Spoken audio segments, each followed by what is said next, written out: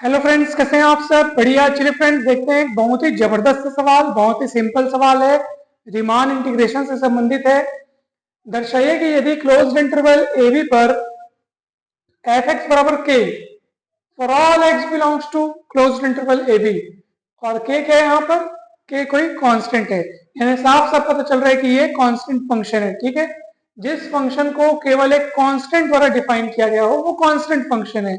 जिस फंक्शन में हमको एक्स न दिखाई दे रहा था, तो वेरिएबल न दिखाई दे, ठीक है, ये एफ एक्स बराबर के बस दिख रहा है। राइट साइड में हमको सिर्फ एक कांस्टेंट नजर आ रहा है, तो ऐसी स्थिति में ये कांस्टेंट फंक्शन है। ठीक है दोस्तों, तब हमें सिद्ध करना है कि f belongs to R a b, अर्थात f इंटरवल ए बी में रीमान इंटीग्रेबल है। ठीक है दोस्तों, f फंक्शन जो है वो क्लोज्ड इंटरवल ए बी में क्या है? रीमान इंटीग्रेबल है। ये हमें सिद्ध करना है, उसको इस तरीके से लिखते हैं। और साथ ही साथ अपने को सिद्ध करना है कि integral a to b k d x is equal to k into b minus a. बहुत ही सरल सा सवाल है दोस्तों। चलिए फटाफट से अपन मान लेते हैं कि मान लो P बराबर ये, इस तरीके से अपन एक पार्टीशन ले लिए A, जिसको अपन x0 बोलते हैं शुरुआती बिंदु, फिर x1 x2 करते करते लास्ट वाला बिंदु B, जिसको अपन xn बोलते हैं। ये क्लोज्ड इंटरवल AB का एक पार्टीशन है, अर्थात विभाजन है। आरवे उपअंतराल को यानी आरवे सब इंटरवल को अपन इस तरीके से लिखते हैं xr -1 से xr, आप सभी को पता होगा, इसको हमने IR नाम दिया है। ये सब कौन है? इंटरवल AB के उपअंतराल है। आई जैसे आर की वैल्यू 1 रखोगे तो पहला सब इंटरवल मिलेगा x0 से x1, आर की वैल्यू 2 रखोगे तो दूसरा सब इंटरवल मिलेगा x1 से x2। तो इस तरीके से इसकी मदद से यानी इसके द्वारा हमने सभी सब इंटरवल्स को एक साथ यहाँ पे व्यक्त कर दिया है और बता दिया आर इज इक्वल टू 1 2 3 4 कहां तक? n तक। ठीक है, तो दोस्तों ये अपन ने सब इंटरवल ले लिया। आरवे सब इंटरवल की लंबाई क्या होगी? XR minus 1। ठीक है, ये आरवे सब इंटरवल की लंबाई है, लेंथ ऑफ आरथ सब इंटरवल, जिसको अपन डेल्टा एक्स आर से भी लिखते हैं। चलिए अब मान लीजिए आरथ सब इंटरवल में फंक्शन की सुप्रीमम वैल्यू को एम आर से व्यक्त करते हैं। ठीक है, M r is equal to supremum of f, और स्मॉल एम आर मतलब इन्फिमम ऑफ एफ। इस तरीके से हमने यहाँ पे इस नोटेशन को लिखा हुआ है। कहां पे? आरथ सब इंटरवल में, एक्स आर -1 से एक्स आर वाले सब इंटरवल में फंक्शन की सुप्रीमम वैल्यू को कैपिटल एम आर और इन्फिमम वैल्यू को स्मॉल एम आर से अगर अपन लिखें तो यहाँ पे कैपिटल एम आर अर्थात सुप्रीमम ऑफ एफ, फंक्शन की सुप्रीमम वैल्यू किसमें? आरथ सब इंटरवल में कितनी होगी? के होगी। इन्फिमम वैल्यू कितनी होगी? वो भी के होगी। दोनों के क्यों? क्योंकि पूरे के पूरे क्लोज्ड इंटरवल ए बी में फंक्शन की वैल्यू सिर्फ और सिर्फ के होती है। इसके अलावा फंक्शन कोई दूसरी वैल्यू रखता ही नहीं है। तो किसी भी सब इंटरवल में अब अगर आप सुप्रीमम की बात करोगे फंक्शन की सुप्रीमम वैल्यू की, तो भी के, और किसी भी सब इंटरवल में अगर आप फंक्शन के इन्फिमम की वैल्यू की बात करोगे तो वो भी के। ठीक है, तो अपन ने आर्थ सब इंटरवल में फंक्शन की सुप्रीमम वैल्यू और आर्थ सब इंटरवल में फंक्शन की इन्फिमम वैल्यू, इसको इस तरीके से लिखा है। दोनों के होंगे क्योंकि कांस्टेंट फंक्शन है। अब अगर आपको यकीन ना हो तो आप ग्राफ से भी इसको देख सकते हैं। कांस्टेंट फंक्शन का ग्राफ सदैव एक्स एक्सिस के पैरेलल रहेगा। क्यों बताऊं? आप एक्स की वैल्यू कुछ भी कर लो, आपको ये वाई की वैल्यू के ही मिलने वाली है। एक्स की वैल्यू बढ़ाओगे तब भी वैल्यू नहीं बढ़ेगी। आप देखो हाइट सेम है पूरी की पूरी। तो ये जो दिख रहा है ना आपको, ये इंटरवल ए बी में हम लोग फंक्शन का ग्राफ खींचे हुए हैं जो कि एक्स एक्सिस के पैरेलल होगा। तो पैरेलल इसलिए बनेगा क्योंकि वो एक्स के किसी भी वैल्यू के लिए, देखो इसकी हाइट का फिक्स है, ये हाइट कितनी है? के। देखो इसलिए यहाँ पे लिखा है के, इसकी सीध में लिखा है के, मतलब ये पूरा के है। ये जो हाइट है ये हाइट के, ये के। ऑब्वियसली बात है, ये लाइन पैरेलल है तो ये हाइट सेम सेम होगी। और सेम सेम हो भी क्यों ना, क्योंकि फंक्शन कांस्टेंट है। एक्स की वैल्यू इतनी रखोगे तब भी आपको वाई की वैल्यू के मिलेगी। ठीक है, एक्स की वैल्यू बढ़ाओगे तब भी हाइट उतनी ही रहेगी, यानी कि यहाँ पे भी आपको क्या मिलेगा? के ही मिलेगा। तो दोस्तों अगर बात करें अपन यूपीएफ की अर्थात अपर रीमान सम की, तो क्या होगा? समेशन आर बराबर 1 से n M r x r minus 1। ये आप सभी ने जाना होगा, ये डेफिनेशन है दोस्तों। ठीक है, चलिए एम आर की वैल्यू क्या है? आप कहेंगे सर ये तो के है, तो रख दीजिए वहां पे के। ये हो जाएगा r is equal to 1 to n, ये हो जाएगा के एक्स आर -1, के बाहर निकलेगा, आर बराबर 1 से एन एक्स आर -1। दोस्तों आप सभी को पता होगा, हमने एक वीडियो में बताया था, ठीक है, हमने एक वीडियो में बताया था कि इसकी वैल्यू जो है ना, इसकी वैल्यू कितनी होती है बताऊं? b minus a. आप बाजू में बता सकते हैं कि भैया इसकी वैल्यू summation r is equal to 1 to n x r -1, इसकी वैल्यू होती है b माइनस ए। आप कहेंगे ये कैसे? तो हमने आपको इसको सिखाया था, चलिए एक बार और सिखा देते हैं। देखो r is equal to 1 to n है ना, यानी r की जगह आपको 1 2 3 4 कहां तक रखना है, n तक रखना है। रखिए r का मान 1 रखेंगे तो आपको x1 माइनस x0 मिलेगा, r का मान बढ़ाएंगे 2 रखेंगे तो क्या मिलेगा, x2 माइनस x1 मिलेगा, 3 रखेंगे तो आपको x3 माइनस x2 मिलेगा। चलते चलते आप जब लास्ट तक पहुंच जाएंगे, जब n रखेंगे तो क्या मिलेगा, xn माइनस 1। अब देखो ये x1 इस x1 से कटेगा, ये x2 इस x2 से कटेगा, ऐसे ही x3 अपने आगे और एक x3 आएगा माइनस उससे कटेगा। ये जैसे माइनस xn माइनस 1 दिख रहा है ना, इसके सामने में xn minus 1 minus xn minus 2 आएगा, तो ये xn माइनस 1 उससे कटेगा, ये अपने सामने से कटेगा, सब कट जाएंगे, बचेगा कौन, केवल xn और x0। तो xn माइनस x0 बचा, और ये कौन है, यही तो b है, ये कौन है, यही तो a है। तो इस तरीके से b माइनस a आया दोस्तों, ठीक है। तो ये अभी अपन यूपीएफ निकालें दोस्तों, ये अपर रिमांड सम है, ये अपर रिमांड इंटीग्रल नहीं है, ये अपर रिमांड सम है, ठीक है दोस्तों। तो ये अपर रिमांड सम है। अब अपर रिमांड इंटीग्रल निकालेंगे, तो आप बताइए अपर रिमांड इंटीग्रल अर्थात क्या होता है, बताइए। वो होता है ये ऐसे करके उसको अपन लिखते हैं अपर रिमांड इंटीग्रल, जिसको आप यूएफ से भी व्यक्त करते हैं, ठीक है दोस्तों। अब अपर रिमांड इंटीग्रल किस तरीके से निकालते हैं, ये कौन होता है, यूपीएफ जो आप फाइंड आउट किए हैं उस यूपीएफ के कलेक्शन का इनफिमम होता है दोस्तों, ठीक है।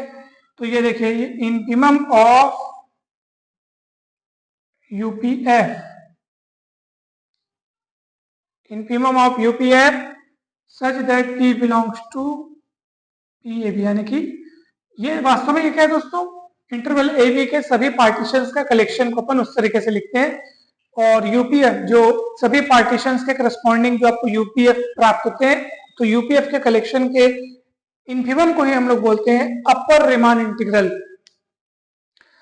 अब दोस्तों ध्यान दीजिएगा, अब देखो इसके और कई तरीके हैं इसको लिख सकने के, ठीक है। आप ऐसे भी लिखते हैं, जैसे मान लीजिए मैं आपको एक चीज बता रहा हूं, अपर रिमान इंटीग्रल को किन किन तरीकों से लिखा जा सकता है दोस्तों, ध्यान दीजिएगा, बहुत अच्छे से आपको समझ में आ जाएगा, बहुत इजीली तरीके से समझ में आएगा। एक तो आप इस तरीके से लिख सकते हो, नोटेशन इसका ये है, ठीक है ना भाई, f d x a to b, और ऊपर में ऐसे लगाते हैं अपन, ठीक है। एक तो आप यू एफ लिखते हो, ठीक। एक तो अपन लिखते हैं कि भैया यूपीएफ, और सामने में limit n tends to infinity लगाते हैं। लिमिट एन, ये एन के एन जो है ना वो भागों की संख्या है, नंबर ऑफ पार्ट्स के इंटरवल ए बी को आपने कितने भागों में बांटा गया है, तो ये एन भागों में बांटा गया, और ये एन जब अनंत की ओर प्रवृत्त होगा, भागों की संख्या बहुत बढ़ जाएगी, टुकड़ों की संख्या जब बहुत बढ़ेगी तो हर भाग की लंबाई बहुत कम कम हो जाएगी, सीधी सी बात है। किसी चीज के टुकड़ों की संख्या बढ़ाओगे तो टुकड़ों का साइज क्या होने लगेगा, कम होने लगेगा। तो इस तरीके से अपन लिखते हैं, या इसको अपन ऐसे भी लिखते हैं, देखो limit norm of P tends to 0 UPF. Obvious सी बात है कि जब आप टुकड़ों को बढ़ाओगे तो जो सब इंटरवल्स है उनकी लंबाई क्या होने लगेगी, कम होने लगेगी। तो सभी सब इंटरवल्स की लंबाई कम होने लगेगी, तो सबसे लंबी, सबसे बड़ी लंबाई वाला जो सब इंटरवल है उसकी लंबाई में भी कमी आएगी जैसे जैसे आप टुकड़ों की संख्या बढ़ाओगे, यानी कि norm of P tends to 0 होगा। तो ये सब चीजें उसको लिखने की दोस्तों, ठीक है। तो यहाँ पर आप देख सकते हैं कि पार्टीशन पी में अपन जिस तरीके से डिफाइन किए हैं, तो यहाँ पे एन सब इंटरवल्स में उसको बांटे हैं। कितने सब इंटरवल्स में बांटे हैं, ये देखो आर की वैल्यू आप शुरू करते जाओगे, है ना भाई, आर की वैल्यू यहाँ पर रखते जाओगे 1 2 3 4, तो एन नंबर ऑफ सब इंटरवल्स में इसको बांटे हैं, ठीक है। तो इसलिए आप इसको ऐसे लिख सकते हैं, limit n tends to infinitive UPF करके आप इसको लिख सकते हैं दोस्तों। और यूपीएफ की जब आप वैल्यू रखेंगे, कितनी वैल्यू, इतनी रखिए, कितना मिलेगा, limit n tends to infinitive UPF, यानी ये आपको मिलेगा k into b minus a. अब भैया हमारे पास यहाँ पे कहीं n आया ही नहीं है, तो n टेंड्स टू इन्फिनिटी लगाएंगे कहाँ, n होता तो वहां पे n टेंड्स टू इन्फिनिटी अपन लिमिट को वहां पे लगाते, मगर n दिख ही नहीं रहा है, तो इतने का अगर लिमिटिंग वैल्यू लेंगे तो इतना ही आएगा, क्योंकि n टेंड्स टू इन्फिनिटी वहां पे रखने के लिए यहाँ कहीं n दिखना चाहिए था, n तो दिख ही नहीं रहा है। तो कुल मिला के इसका वैल्यू कितना आएगा, ये k इंटू बी माइनस ए, सीधी सी बात है। तो आपने अपर रिमान इंटीग्रल को कैलकुलेट कर लिया दोस्तों, वो हो गया आपका कितना, k into b minus a. अब यही काम आपको फिर से दोहराना है एलपीएफ कैलकुलेट करते हुए। तो एलपीएफ कैसे कैलकुलेट करते हो दोस्तों, यहाँ पे इस कैपिटल एम आर की जगह क्या आ जाएगा, स्मॉल एम आर आ जाएगा, आखिर उसकी वैल्यू भी k हो जाएगी, आखिर वो फिर k बाहर निकलेगा और जो बचेगा वो b माइनस ए हो जाएगा, तो उसमें भी वैल्यू कितनी आएगी, k इंटू बी माइनस ए आएगी। फिर उसके लिए आप जब लोअर रिमान इंटीग्रल निकालोगे, तो जब लोअर रिमान इंटीग्रल निकालोगे तो उसको एलएफ से व्यक्त करते हैं, और वो सुप्रीमम ऑफ एलपीएफ होता है, सुप्रीमम ऑफ एलपीएफ होता है such that P belongs to all collection, collection of all partitions of interval a b, ठीक है। फिर उसको आप लिमिट एन टेस्ट एलपीएफ लिखोगे, फिर उसके लिए लिखोगे, अगर उतना ही आएगा। तो आप ये चेक करके देख सकते हैं कि इसी प्रकार आप ये काम करेंगे। आप बुक में देख सकते हैं, पूरा डिटेल में आपको सॉल्व करके मिलेगा। और वैसे भी हमने आपको बता दिया कि कहाँ कहाँ चेंजेस आएंगे। स्मॉल एम आर होगा, उसकी जगह के रखोगे, कुल मिला कितना ही आएगा। यहाँ एलपीएफ हो जाएगा, ये इन्फिमम वाला क्या हो जाएगा, सुप्रीमम हो जाएगा, क्योंकि लोअर रिमान इंटीग्रल क्या होता है, सुप्रीमम ऑफ एलपीएफ होता है, ठीक है। तो आपका आंसर फाइनली यहाँ पे उतना ही आएगा। तो इसी तरह से आप जब लोअर रिमान इंटीग्रल के बारे में कैलकुलेट करेंगे तो ये भी इतना ही आएगा दोस्तों।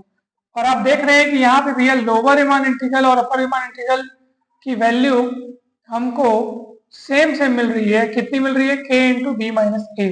तो यहाँ से साफ साफ पता चल रहा है कि f इंटरवल ए बी में रिमान इंटीग्रेबल है, क्योंकि लोअर रिमान इंटीग्रल और अपर रिमान इंटीग्रल की वैल्यू बराबर मिल रही है, इसलिए f रिमान इंटीग्रेबल है। और रिमान इंटीग्रेबल है तो रिमान इंटीग्रल की वैल्यू कितनी है, क्या है उसका इंटीग्रल, तो उसका इंटीग्रल वही है जो दोनों का कॉमन वैल्यू है। इसलिए अपन उसको फिर भेदभाव हटा करके यहाँ पे लिखता हूं मैं। इसलिए उसको फिर देखो, लोअर रिमान इंटीग्रल में नीचे में से लाइन खींचते हैं, अपर रिमान इंटीग्रल में ऊपर में लाइन खींचते हैं। जब दोनों बराबर है तो फिर लाइन का भेदभाव हटाइए, integral a to b f d x, और ये वैल्यू उतनी होगी जो इनकी कॉमन वैल्यू कितनी, बी माइनस ए। तो यही रिमान इंटीग्रल की यहाँ पे वैल्यू होगी दोस्तों।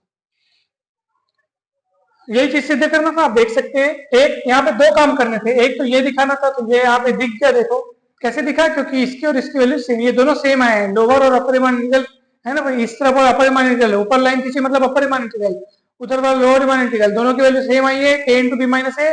तो इससे साबित होता है कि f इंटरवल ए बी में रिमान इंटीग्रेबल है, और रिमान इंटीग्रेबल है, और उसकी वैल्यू कितनी है, तो वही जो इनकी कॉमन वैल्यू है, k इंटू बी माइनस ए। ऐसी स्थिति में अब ये दोनों क्या हो गए, मतलब दोनों बराबर है, तो इसका ऊपर नीचे वाला लाइन का हटा करके सीधा इस तरीके से उसको लिखते हैं दोस्तों, ठीक है। तो चलिए, कितना सरल तरीके से प्रूफ हो गया दोस्तों, यही प्रूफ करना था हमको। मुझे पूरी उम्मीद है कि आपको बहुत अच्छे से समझ में आया होगा। कांस्टेंट फंक्शन था इसलिए दिक्कत नहीं हुई, बहुत ही इजी तरीके से बन गया। देखो सीधा ये के हो गया और बाहर निकल गया, एकदम से बी माइनस ए हो गया, के इंटू बी माइनस ए, एकदम सरल तरीके से बना दोस्तों। तो मुझे पूरी उम्मीद है कि आपको ये सवाल समझ में आया होगा। वीडियो को जरूर लाइक करें दोस्तों।